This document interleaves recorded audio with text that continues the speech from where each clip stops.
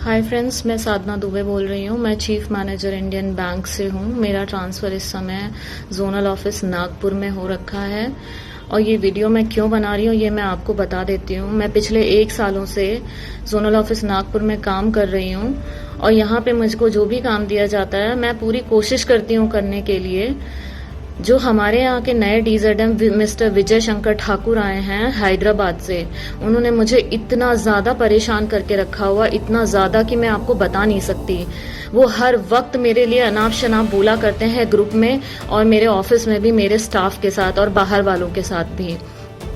इतना ही नहीं, उन्होंने कई बार मुझे मोबाइल पे अपने एक्सेस ले रखा हुआ है जोनल ऑफिस के कैमरे का और जूम कर करके देखते हैं कि मैं क्या काम कर रही हूँ, मैं कितनी देर सीट पे बैठी हूँ, मैं कितनी देर उठ के गई हूँ, मैं किसके साथ बात कर रही हूँ, मैं कौन सी लोन की फाइल पढ़ रही हूँ, मैं कस्टमर्स से फॉलो अप कर रही हूँ कि नहीं कर रही हूँ, मैं ब्रांचेस से फॉलो अप कर रही हूँ कि नहीं कर रही हूँ, मैंने शाम को कितना काम किया है वो मुझे उन्हें रिपोर्ट करके जाना होता है। मैं रिपोर्ट करती हूँ, मैं कभी कभी भूल जाती हूँ, उसके लिए मुझे वो बहुत ज़्यादा अनाप शनाप बोलते हैं। वो ऑफिशियली मुझे नहीं, वो मुझे अनऑफिशियली तंग करते हैं। अगर कोई भी कस्टमर या स्टाफ या फिर CA या फिर कोई भी बंदा जो बैंक से रिलेट करता है बाहर से मुझसे मिलने आ जाता है तो वो वीडियो में देखते हैं कि मैं कितनी देर उस बंदे से बात कर रही हूँ और मुझसे बुला के पूछते हैं तुम किसके पास बैठी थी, तुमने क्या बात की, क्यों बात की तुमने, वो कौन था, कहाँ से आया था। इस तरीके से वो मुझसे सवाल जवाब करते हैं। मैं चीफ मैनेजर हूँ लेकिन मुझे इतना ज्यादा परेशान करते हैं, इतना ज्यादा परेशान करते हैं। अगर मैं उनसे छुट्टी मांग लेती हूँ कि मुझे छुट्टी चाहिए तो वो जोनल ऑफिस ग्रुप में व्हाट्सएप पे लिखते हैं कि क्रेडिट डिपार्टमेंट को छुट्टी नहीं मिलेगी। वो सिर्फ मेरे लिए लिखते हैं। मुझे पीरियड्स आ रहे होते हैं ना, मुझे पीरियड्स आ रहे होते हैं तो मुझे उन्हें लिख के भेजना पड़ता है कि मुझे पीरियड्स आ रहे हैं इसीलिए मुझे छुट्टी चाहिए, वरना वो मेरी छुट्टी अप्रूव नहीं करते हैं। जब तक मैं उन्हें खुल के रीजन नहीं बताती हूँ कि मैं हॉस्पिटल क्यों जा रही हूँ तब भी वो मुझे नहीं छुट्टी देते हैं, परेशान करके रखते हैं, कहते हैं LOP मार्क कर दूंगा। ये मुझे पिछले 1 साल से तंग कर रहे हैं। उसके बाद हमारे जोनल ऑफिस में रीशफलिंग हुई, मेरा डिपार्टमेंट बदला गया क्रेडिट, तो इन्होंने उसके खुंदस में आके मुझे अपने चैम्बर में बिठा के बोला कि तुमने क्रेडिट के लिए हाँ क्यों की। तो मैंने कहा आप मुझे कोई भी काम दे दीजिए, उसके लिए मैं हाँ ही करूंगी, ना नहीं करूंगी, क्योंकि वो काम मैं कर सकती हूँ। ये मैं अपने आप में जानती हूँ अपने आप को। मैं चाहे कितना भी आउटपुट देने की कोशिश करूं लेकिन फिर भी वो मेरे काम में कमी निकाल के मुझे रोज शाम को अपने चेंबर में बुलाते हैं और मुझसे ये कहते हैं कि तुम काम करने का ढोंग करती हो, तुम दिखावा करती हो, तुम काम चोर हो 1 नंबर की।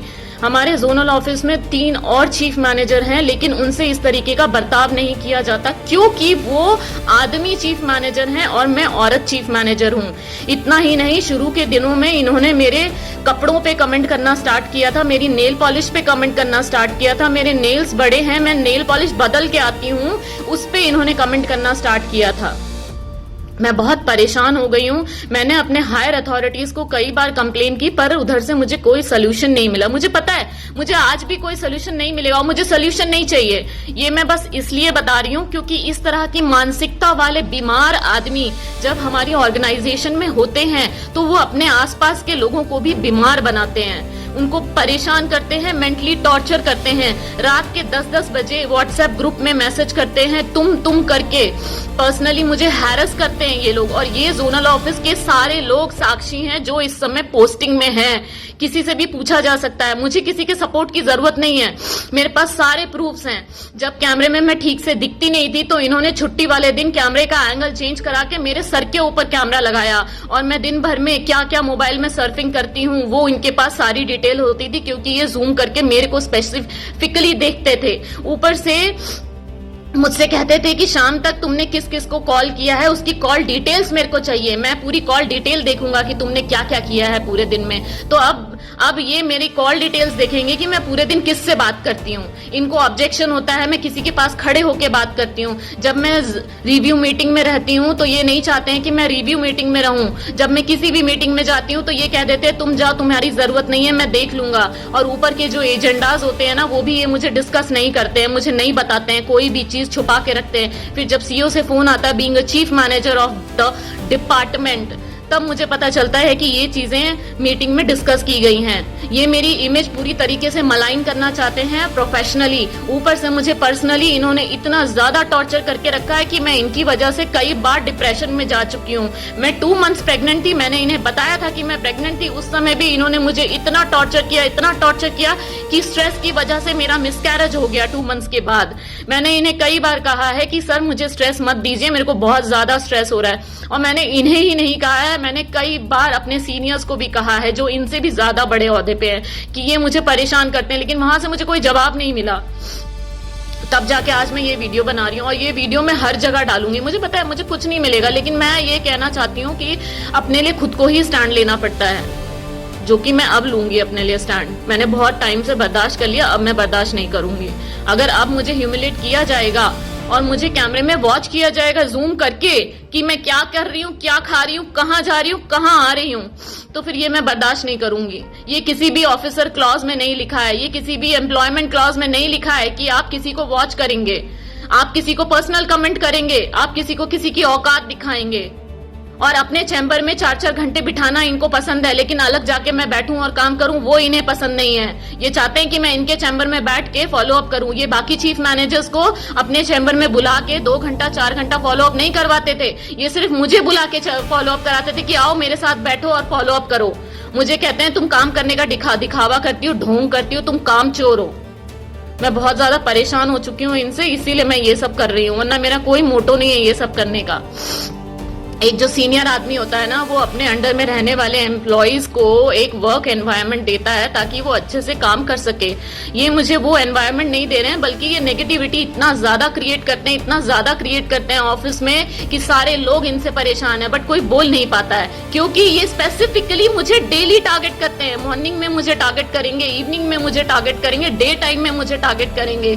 और जब सीनियर्स के सीईओ से या एफजीएमओ से कॉल आते हैं, उसके बाद ये मुझे बुला लेते हैं कि आइए कॉल आया है, बात करना है। जब किसी सीनियर से कम्युनिकेशन करना होता है तो ये मेरा यूज करते हैं, बोलते हैं तुम बात करो। ऐसे ही जब डीजीएम अरविंद कुमार सिंह जो पहले एफजीएमओ में थे, जब वो इनको कॉल करते थे तो ये मेरे पास आ जाते थे डीजेडएम की आओ साधना मैडम कॉल आया। मैं कहती थी सर आप खुद अटेंड कर लो।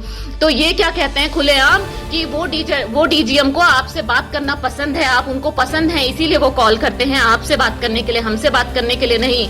क्या ये कमेंट शोभा देता है इस आदमी को कि ये आदमी मुझे ये बता रहा है कि दूसरे आदमी को मेरे से बात करना पसंद है? और आगे ये सारी फीमेल्स एम्प्लॉय के लिए है कि कोई भी आपके लिए स्टैंड नहीं लेगा। अगर कोई भी आदमी आपको परेशान करता है आपके वर्क प्लेस पे, उसको तुरंत 1090 पे कॉल करके अंदर करवा दो, सीधा अंदर करवा दो। अब क्योंकि आपके ऑर्गेनाइजेशन में खाली ना कंप्लेन होंगी और इंक्वायरी होंगी और कुछ नहीं हो सकता ऐसे आदमियों के लिए। और ऐसे मैंने बहुत सारे आदमी देखे हैं। और अगर हम औरतें आवाज उठाती हैं, कुछ भी बोलती हैं, तो सब यही कहा जाता है कि ये खराब है, औरत खराब है। आदमी खराब नहीं, आदमी तो बहुत अच्छा है, बहुत अच्छा है आदमी। वो आदमी बहुत अच्छा है जो औरत के सर के ऊपर कैमरा लगा लेता है और औरत को दिन भर बैठ के देखता है। वो आदमी बहुत अच्छा है जो औरत की कॉल डिटेल्स मंगवाता है कि ये किस किस से बात करती है। वो आदमी बहुत अच्छा है जो बोलता है कि तुम किससे बात कर रही थी, किसके साथ हंस रही थी, इतनी तकलीफ है उसे मेरे से। इतना हैरेसमेंट मेरे 14 इयर्स के करियर में कभी नहीं हुआ। मेरे बहुत अच्छे अच्छे बॉसेस रहे हैं जिनके साथ मैंने काम किया है। कभी किसी बॉस ने मुझे इस तरीके से हैरेस नहीं किया जिस तरीके से इन्होंने मुझे हैरेस किया है।